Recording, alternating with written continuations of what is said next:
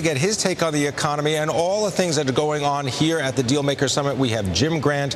You know him as the editor of Grant's Interest Rate Observer. Jim Grant, good to have you with us on Bloomberg. Jim, thank you. And it's great to be here with you. So we at Grant's Interest Rate Observer, Kim, thought that what's good for the goose is good for the gander. And inasmuch as the Federal Reserve is itself a mighty financial institution, too big to fail, and inasmuch as it was the author of this feast of disaster, or a principal author, why not the Fed itself be required to draw up a living will?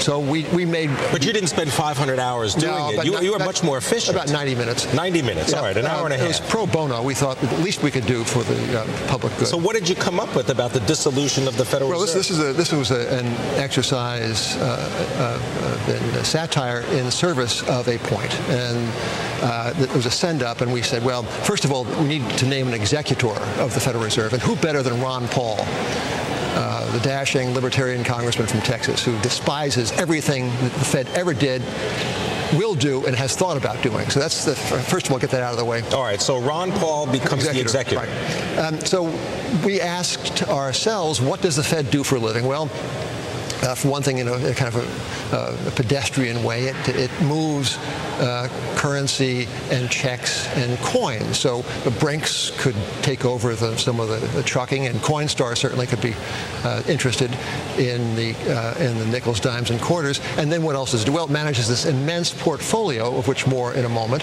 $2.2 trillion of mortgages and governments and other such things.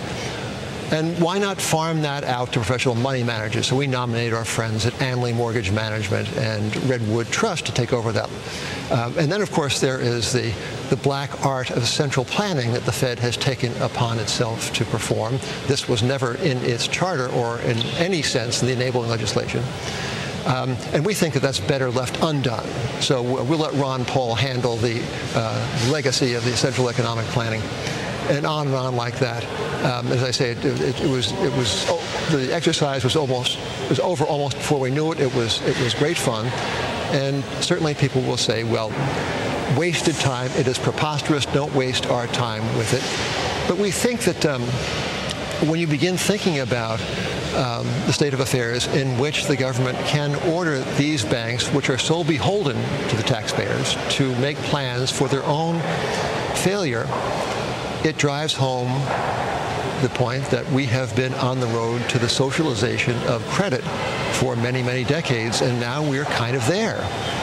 I mean, of course, the next time there is a crisis, the taxpayers will ride to the rescue. They will subsidize these great, big, dumb banks with their dollars and with their foregone interest income, because interest rates will again be driven to zero, or, as a fellow at Citi so helpfully suggests, less than zero.